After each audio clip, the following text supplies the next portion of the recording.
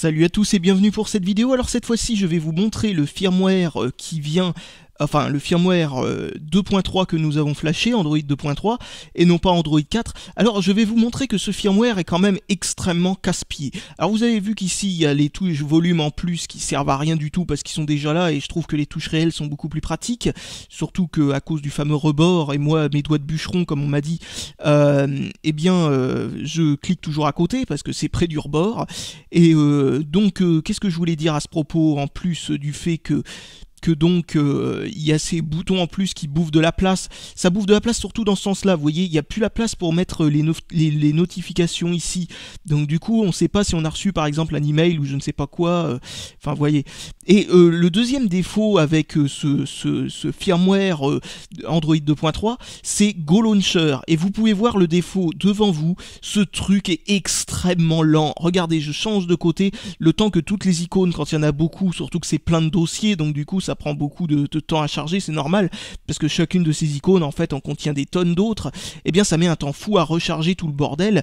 En plus de ça, ça prend une tonne de RAM, et quand la machine est en train de ramer parce qu'il y a un programme qui est mal foutu, qui fonctionne en arrière-plan, et bien c'est totalement impossible de faire répondre le truc pour ouvrir par exemple un task killer, c'est-à-dire un truc pour fermer ce programme qui est en train de bugger, et donc du coup on se retrouve avec la machine complètement frisée, donc du coup il faut l'éteindre comme ça.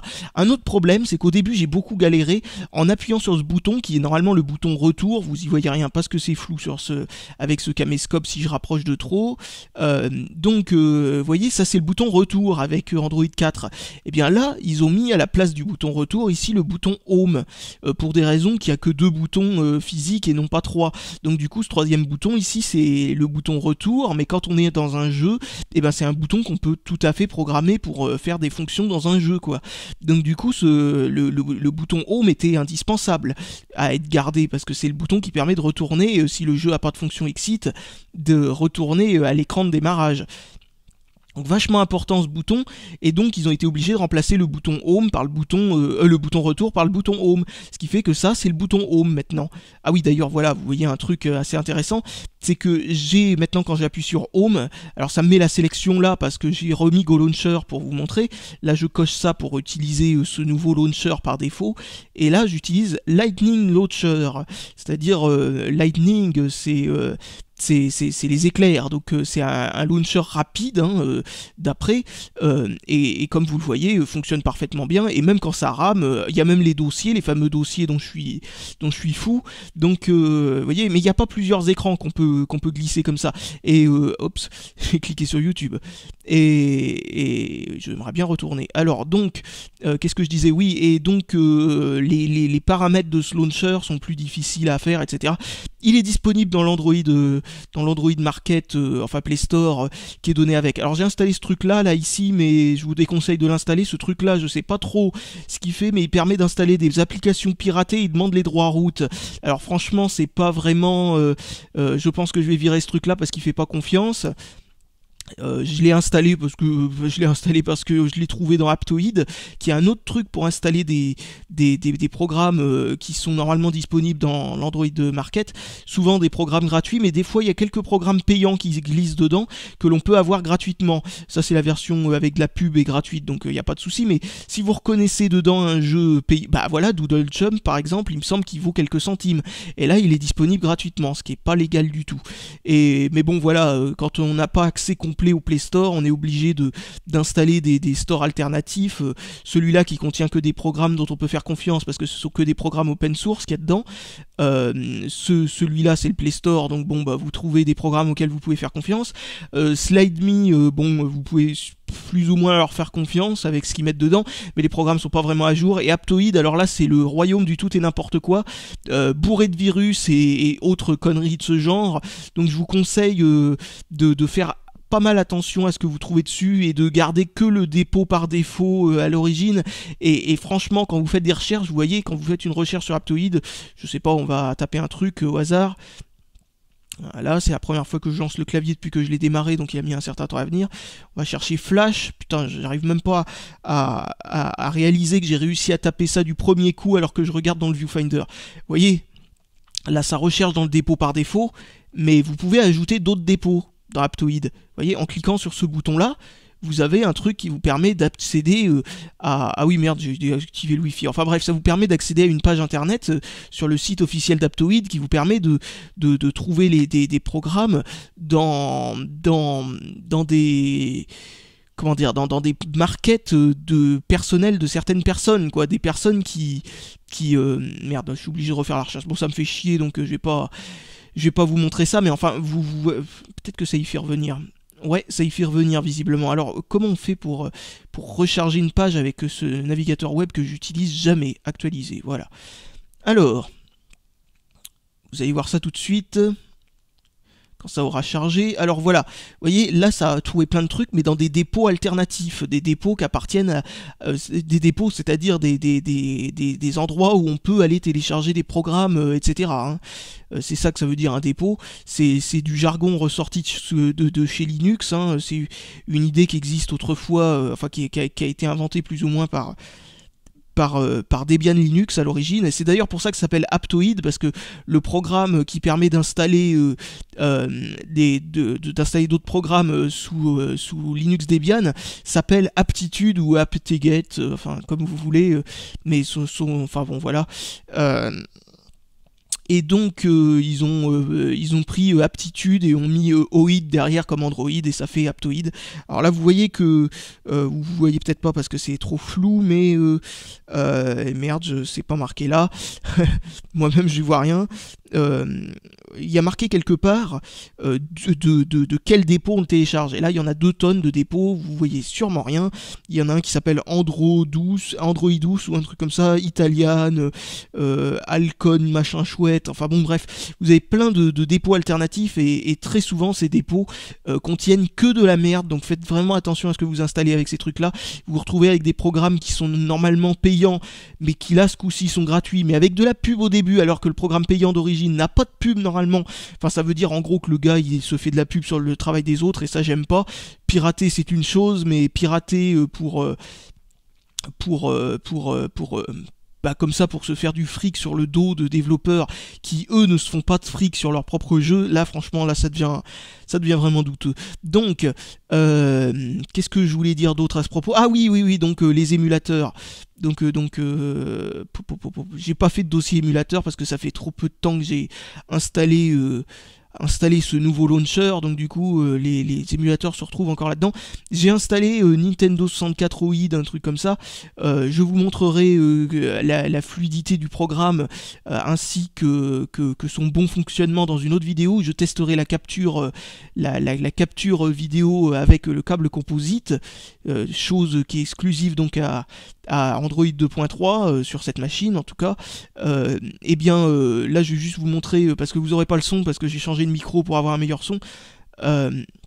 J'aurai sûrement pas le son de l'émulateur, mais donc l'idée c'est que c'est beaucoup plus fluide, et vous allez voir ça avec Paper Mario notamment. On peut jouer à Paper Mario en full speed avec quelques tout petits bugs graphiques. Super Mario 64 fonctionne parfaitement bien, Ocarina of Time fonctionne parfaitement bien, Majora's Mask fonctionne parfaitement bien, mais avec quelques petits ralentissements, et peu importe qu'on soit à 800, 700 ou 1 GHz, visiblement les ralentissements viennent de l'émulateur et non pas de la puissance de la machine. Donc vous entendez sûrement pas le son, et c'est pas grave. Le bouton start je l'ai mis là. Alors, j'ai envie de toucher l'écran moi pour... Alors où est-ce que j'ai mis les touches de la Nintendo 64 déjà? Donc voilà. Donc voici Paper Mario hein, en full speed qui fonctionne parfaitement bien. Hein. La musique n'a pas de saccade hein, pour ceux qui se posent la question. Et donc là c'est vraiment le tout début du jeu, hein, mais j'ai pu voir quelques bugs qu'il y a habituellement dans certains émulateurs, notamment Mupen 64, ce truc est basé sur Mupen 64. Eh bien il y a quelques bugs des fois enfin pas des fois, même tout le temps sur Paper Mario, comme au tout début à l'intro, les personnages sont invisibles, ce qui les rend assez difficiles, enfin à l'intro, la première apparition de Bowser, les personnages sont invisibles, ce qui rend le jeu difficilement jouable, parce que c'est pas que dans ce moment du jeu où les personnages sont invisibles. Et ben là au lieu d'être invisibles, ils sont noirs, donc ça rend le jeu totalement jouable. malgré ce petit bug graphique quand même. Sinon, à part ça, bah, pas de problème, hein. C'est la version PAL de Paper Mario, hein. Alors, il faut se rendre compte aussi d'un truc, c'est que les émulateurs Nintendo 64, comme ma carte SD est sûrement hyper lente, ça doit être sûrement pour ça, et bien quand il lit des trucs dans la ROM qui n'ont pour l'instant pas encore été lus une seule fois, et bien c'est plus long, donc plus on joue au jeu, en gros, dans les 2 premières minutes, on a quelques petites saccades à cause des accès disques, à cause de ma carte SD pourrie. Si vous avez une bonne carte SD, logiquement, il ne devrait pas y avoir de problème. Ah oui, vous voyez que avec ce launcher que j'ai ajouté donc à la place du launcher Go Launcher qui est hyper lent, bah là on voit que voilà, là ça rame pas, hein. Donc le Go Launcher, c'est un truc qui est fait pour être joli mais qui est vraiment pas terrible. J'avais un autre truc à vous montrer sur Go Launcher que j'ai oublié de vous montrer. C'est ça, vous voyez, là je suis sur Go Launcher. Vous voyez, ça ce sont les dossiers de Go Launcher. Il y a un problème, on est obligé de scroller pour avoir le nom des programmes. C'est complètement impardonnable comme problème. C'est vraiment c'est ridicule à souhait, ça. J'ai installé plein de trucs dedans exprès pour vous montrer ce problème, par exemple. C'est que vous voyez, en plus il faut scroller le truc au lieu qu'il fasse en sorte que ça se déplie sur tout l'écran. Enfin, c'est vraiment n'importe quoi. Go Launcher, c'est typiquement le genre de truc qui est fait pour être vachement joli mais qui est en fait vachement pourri, vous voyez. Alors que là, j'ouvre un dossier, j'ai tout ce qu'il faut d'un coup. Enfin bon, voilà, c'est rustique mais ça fonctionne bien comme launcher. Et vous voyez, au lieu de déplacer le truc pour l'ajouter au bureau, on va ajouter ça au bureau. En fait, il faut maintenir et add to launcher, et ensuite bah, il est sur le launcher et on peut le déplacer où on veut. Comme vous voyez, ça met une grille, etc., avec des carrés. Ça fait vraiment vieille technologie, mais au moins ça fonctionne super bien, ce launcher là, et sans avoir de perte de fonctionnalité. Par exemple, les widgets là, comme ces trucs là, fonctionnent parfaitement bien. Le seul truc qu'on peut lui reprocher, c'est le fait que c'est extrêmement dur de changer le fond d'écran et que c'est impossible de choisir les fonds d'écran animés à partir du truc. À mon avis, on peut les installer via des chemins détournés, mais bon, bref, on n'achète pas ce genre de machine pour admirer le fond d'écran pendant toute la journée. Mais bon, voilà, c'est ça l'idée. Il y a quelques petits trucs assez spéciaux. Alors, j'ai accès à mon NAS en réseau avec... oups. Ah non, c'est bon, j'y suis. Bon, ouais, voilà, j'ai accès donc à mes dossiers, réseau avec ce navigateur de fichiers. Vous voyez, les partages de fichiers Samba, etc., ce qu'on appelle certains ils appellent ça des clouds personnels, ce qui est complètement stupide. En gros, c'est un NAS, c'est-à-dire un truc d'accès de fichiers via le réseau. Et bien je peux y accéder parfaitement bien à partir d'Android, ce qui fait que j'ai même pas besoin de le relier à l'ordinateur pour pouvoir charger les fichiers dedans.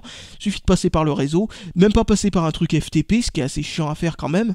Mais voilà, ça fonctionne parfaitement bien. Alors la lecture vidéo, encore une fois, je suis désolé, mais sans le son, tiens, bah, on va utiliser ce navigateur de fichiers. Alors je vais utiliser le film Battle Sheet, qui est un film... Ouais, d'ailleurs, j'ai remarqué qu'il y avait un petit bug avec ce navigateur de fichiers. Il faut utiliser l'icône pour cliquer dessus et non pas le nom ou le reste à l'autre bout, alors que pourtant ça fait une ligne complète. Sinon, vous voyez, là, ça sélectionne pas. Je comprends pas pourquoi, alors qu'en cliquant sur l'icône, ça sélectionne. Enfin, c'est pas moi, c'est pas l'écran tactile qui a eu du mal à capter, ou moi qui est appuyé à côté. C'est juste que ça me paraît tellement illogique de ne pas pouvoir appuyer sur la ligne complète, surtout que, comme vous voyez, quand on garde la console dans ce genre d'utilisation, on a plutôt tendance à appuyer sur les boutons proches du côté et non pas en plein milieu de l'écran. Mais enfin bon, bref, petit détail. Donc on va le lire avec le lecteur vidéo qui est là, MX Player, qui est sûrement le meilleur lecteur vidéo que vous trouverez sur Android. Bon bah on va reprendre, hein, pourquoi pas. Alors donc, vous allez voir que la lecture c'est du 720p en MKV, tout ça, enfin vous avez, avec le son en AC3, eh bien ça fonctionne parfaitement bien. Il n'y a pas de crashoutis dans le son comme il y a avec le firmware d'origine, et vous allez voir que c'est fluide, parfaitement fluide, hein. Le son fonctionne parfaitement bien aussi. Et là je suis en hard, donc c'est pas le processeur qui fait le décodage de la vidéo, en fait c'est un truc additionnel à l'intérieur du processeur qui est fait exprès pour décoder les vidéos, quoi. C'est une sorte de codec hardware, quoi. C'est comment dire, c'est à l'intérieur de la puce, en gros, il y a le décodeur des vidéos. C'est pas un programme qui décode. Et ben là, on peut utiliser le software. Et là, vous voyez, c'est plus fluide du tout. Mais quand même, on peut se dire un truc, c'est que c'est particulièrement fluide pour du software sur un processeur comme ça. Donc vous voyez que le processeur est pas si peu puissant que ça, parce que un Atom a du mal, par exemple, à lire en 720p des vidéos en 720p en MKV avec le codec H264. Et donc ça c'est quand même assez incroyable. Bon, pour des raisons de copyright, je ne vais pas vous passer l'intégralité du film, hein, bien entendu. Donc qu'est-ce que je voulais dire à ce propos? Oui, le processeur est plutôt puissant, hein, quand même à ce niveau. Franchement, on peut pas j'allais basculer d'écran en écran alors qu'il n'y en a qu'un seul avec ce launcher. Qu'est-ce que je voulais dire? Ouais, c'est assez incroyable de voir ça. Donc voilà, alors le Play Store, donc contrairement à ce que j'aurais pu penser, non, il n'y a rien d'autre qui se déverrouille. On n'a pas le Play Store complet, contrairement avec le firmware sous Android 4. Par contre, comme vous allez le voir, il y a pas mal quand même de programmes que j'ai pu installer avec le Play Store. Tiens, donc ce jeu là, c'est plein de jeux que j'ai pas encore testé, donc je sais pas ce qu'ils valent, sûrement rien du tout. Et bien donc comme vous voyez, on a quand même quelques jeux qu'on peut télécharger directement à partir du Play Store. Et ce qu'il y a de bien avec le Play Store, c'est que les programmes se mettent à jour tout seuls automatiquement quand on est sur internet. Là il l'a pas fait parce que ça ne le fait pas quand les conditions ont changé, où il faut les télécharger manuellement, parce que vous voyez, il y a un truc avec chaque programme sous Android, c'est ce qu'on appelle les permissions. Ça va venir bientôt. Où sont les permissions? Est-ce qu'ils sont en train de charger? Non. Bah, ils sont peut-être affichés que quand on clique sur installer, et c'est assez dommage. Parce qu'il est déjà installé. Enfin bref, il y a des permissions, c'est une liste de trucs que peut faire le programme. C'est-à-dire, par exemple, ce programme peut accéder à vos SMS, ce programme peut accéder à vos emails, ce programme peut faire ceci, ce programme peut faire cela. Et bien, quand les permissions ont changé par programme, eh bien, il vous demande de faire la mise à jour manuellement pour pas que vous ayez de mauvaises surprises, comme par exemple un programme qui à l'origine, ça faisait pas partie du contrat, en gros, que ce programme ait le droit de lire vos SMS, et que là, d'un coup, ils se mettent à avoir comme condition, ce programme a le droit de lire vos SMS. Eh bien, bah, vous savez, vous pouvez tout simplement dire ah non, je veux pas te mettre à jour, saloperie. Enfin voilà, ou carrément bien vous regardez la liste pour savoir ce que vous allez installer ou non. Voilà, donc ce jeu a été mis à jour. Enfin voilà. Donc que dire de spécial à propos de ça? Bah rien de spécial en fait. Je crois qu'on a fait le tour. À part non, on n'a pas fait le tour. La dernière version du programme YouTube qui ne fonctionnait pas avec l'autre firmware, bah là fonctionne parfaitement bien, donc bon bah tant mieux, hein. Je comprends pas trop bien pourquoi ça fonctionnait pas avec l'autre, mais là ça fonctionne. Donc voilà, hein, comme vous voyez, comme d'habitude, les suggestions de YouTube qui sont toujours bizarres, mais quand même logiques parfois. Je vois qu'il y a des trucs qui peuvent être qui peuvent être bien vus. Alors donc qu'est-ce que je voulais dire à ce propos? Ouais, donc YouTube fonctionne. Qu'est-ce qu'il y avait d'autre qui fonctionnait pas avant? Gmail, j'ai pas essayé de le mettre à jour. Opera, mon navigateur internet préféré, ainsi que Dolphin, mon deuxième navigateur internet préféré, qui est ultra rapide, même en utilisant les pages web façon ordinateur de bureau, comme là actuellement c'est YouTube, non pas en façon mobile mais en façon ordinateur de bureau. Et bien ça reste très fluide même avant que ça ait fini de charger l'intégralité de la page, ce qui n'est pas le cas d'Opera qui commence à ramer un petit peu jusqu'à ce qu'il ait fini de charger toute la page, etc. Vous voyez que je suis sur la page YouTube de Hashens, qui est un testeur de babioles, comme ce genre de babiole là que je vous présente actuellement, donc c'est particulièrement adapté à ma vidéo, donc adapté surtout au contexte de la vidéo, donc voilà, je pense que j'ai rien de spécial à dire. Alors voici mon client mail préféré, open source, gratuit et tout ça, et qui permet de gérer plusieurs comptes email comme il faut. Il s'appelle K9 Mail, c'est-à-dire K9 Mail. Je pense vraiment avoir fait le tour de tout ce qu'il y a. Donc si vous n'avez pas besoin de la sortie composite, je vous conseille grandement de ne pas mettre la version 2.3 d'Android, mais plutôt de mettre la version 4, parce qu'il y a quelques bugs graphiques sur certains jeux. C'est peut-être une bonne idée de vous montrer par exemple le jeu que je vous avais montré l'autre fois. C'est bien celui-là? Ouais, c'est celui-là. Alors ça, c'était le jeu qui marchait, comme vous avez pu le voir l'autre fois, parfaitement bien avec Android 4. Vous savez, c'est le jeu où il fallait faire ça avec les pouces, appuyer sur des machins, etc. pour tuer des dragons. Enfin bon, un jeu ultra passionnant, mais bon, ça occupe quoi. Qui est gratuit en tout cas, hein, donc il n'y a pas d'excuses. J'attends qu'il finisse de charger. Il y a des temps de chargement assez longs ce jeu. Et bien vous allez voir qu'il a... Hop, non, pas la cinématique. Et ben vous allez voir que là, il y a des petits problèmes de texture, sauf que il y a moyen de les outrepasser avec un programme qui est préinstallé avec ce firmware alternatif qui s'appelle Shenfire 3D, qui vous permet en gros de diminuer la qualité des textures, etc. etc.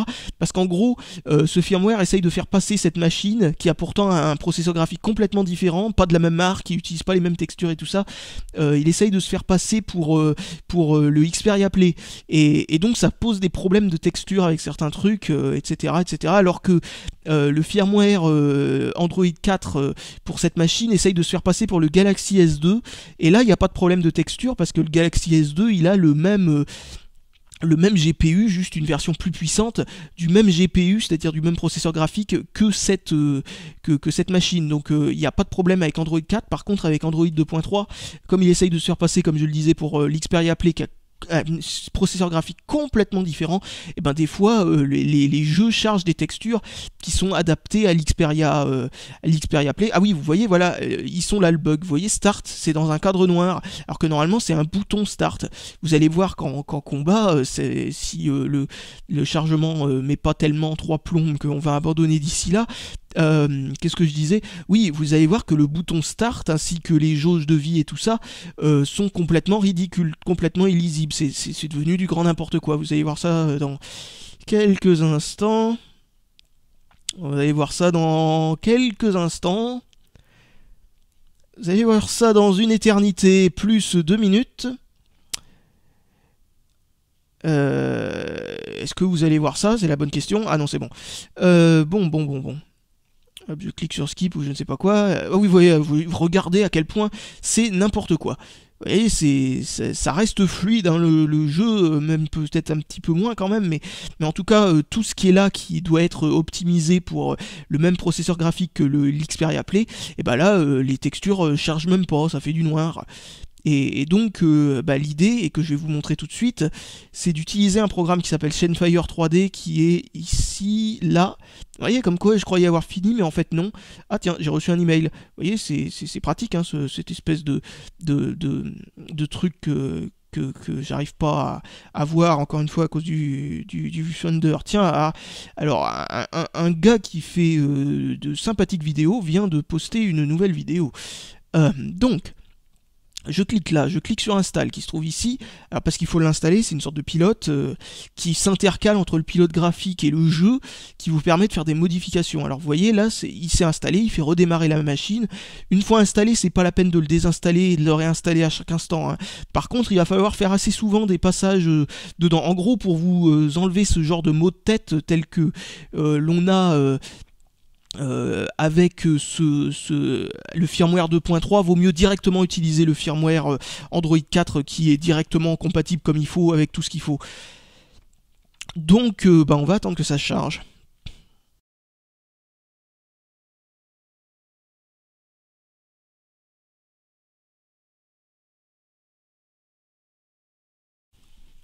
Ah, si ça pouvait être aussi rapide que la vitesse auquel on va avec les saints pouvoirs du montage vidéo. Alors donc, maintenant que ça a redémarré, vous avez accès aux options de Shenfire 3D qui se trouvent ici. Donc on attend que ça charge, etc. etc., etc. Voilà, défaut OpenCL settings ici, vous avez ici Reduce Texture Quality, c'est-à-dire baisser la qualité des textures, qui vous permet en gros de pouvoir faire fonctionner le truc comme il faut. Alors réduire la qualité des textures, certes, je sais pas trop ce que ça réduit exactement. Faudra cocher cette option pour certains jeux, la décocher pour d'autres, enfin c'est assez chiant à faire.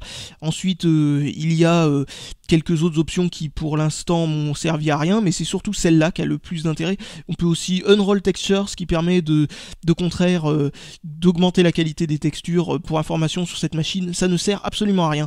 Donc c'était quel jeu déjà? Ah oui, Dragon Slayer. Et là vous allez voir que maintenant que j'ai coché cette option, il n'y a pas besoin de redémarrer pour que l'option fonctionne. Par contre, si votre jeu, comme par exemple le Dragon et Dragon Slayer là, était déjà ouvert au moment où vous avez changé l'option, même si vous avez appuyé sur Home, il passe juste en arrière-plan, eh bien il faudra le fermer complètement avant de le recharger à nouveau si vous voulez que les options soient appliquées.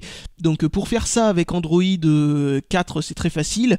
Il suffisait d'appuyer sur le petit bouton qui fait apparaître la liste des programmes et de le glisser en dehors pour faire en sorte que le programme soit quitté. Mais avec Android 2.3, bah là il faut aller dans les menus, etc., les menus settings et tout ça qui sont super chiants, ou utiliser certains programmes comme par exemple Quick System Info qui vous permet en gros de faire afficher un truc dans la barre de notification, que quand on clique dessus, l'indicateur de mémoire vive, quand on clique dessus, il décharge tout ce qui est en arrière-plan de la mémoire vive pour faire de la place. Ça sert à rien de faire ça, sauf dans le cas précis où on a envie de recharger un programme de zéro parce qu'il a planté ou ce genre de truc. Ah, ce fameux jeu avec ses temps de chargement illimités. Enfin bon, bref. Allez, c'est parti pour le deuxième temps de chargement. Et là, vous allez voir normalement que, une fois qu'il aura fini de charger, que les textures apparaissent comme il faut. Alors on devrait voir ça par rapport aux petits boutons Start et compagnie qu'on voit autour. Et là, normalement, tout devrait s'afficher comme il faut, barre de vie, etc. Vous voyez, regardez là. Au lieu que ce soit des carrés noirs, et ben là, vous avez des vrais boutons, quoi, des trucs qui ressemblent à quelque chose, ainsi que tout le bordel ici. Oh, non, on va pas attendre un deuxième temps de chargement ultra long. On a déjà une autre dose. Donc voilà, c'était la présentation du firmware 2.3. Je vous présenterai ensuite l'une des grosses exclusivités du firmware 2.3, c'est ce port en question qui sert à la sortie composite et à rien d'autre, qui une fois sur Android 4 ne sert plus à rien. Bon, bien entendu, si vous avez de quoi capturer en HDMI, et ben autant rester sur Android 4 ou mettre à jour Android 4 en tout cas, parce que la sortie composite, vous en avez rien à foutre. Et si vous n'avez pas envie de capturer cette console, bien entendu, ça vous servira à rien de passer à Android 2.3. Comme je vous l'ai dit, le fait d'overclocker le processeur au-delà de 800 MHz ne sert absolument à rien. Et Android 4 est par défaut à, ils disent 1 GHz, mais c'est complètement faux, il est par défaut à 800 MHz, enfin à 775, un truc comme ça. Donc la différence entre 775 et les vrais 800, ou entre les vrais 800 et 1 GHz, est quasiment nul, donc franchement, bon, je vous conseille franchement de rester à, et je répète encore franchement, de rester à 800 MHz, ça fonctionne parfaitement bien comme ça. Et donc voilà, bah, je vous dis salut à tous et à la prochaine pour une nouvelle vidéo là-dessus. Prochaine vidéo, je vous teste les accessoires qui sont donnés avec la machine. Et oui, c'est un truc que je n'ai pas fait au début, que j'aurais dû faire au début d'ailleurs, juste pour vous montrer quelques trucs comme par exemple ce machin qui permet de brancher n'importe quoi en USB sur cette machine. Allez, à la prochaine!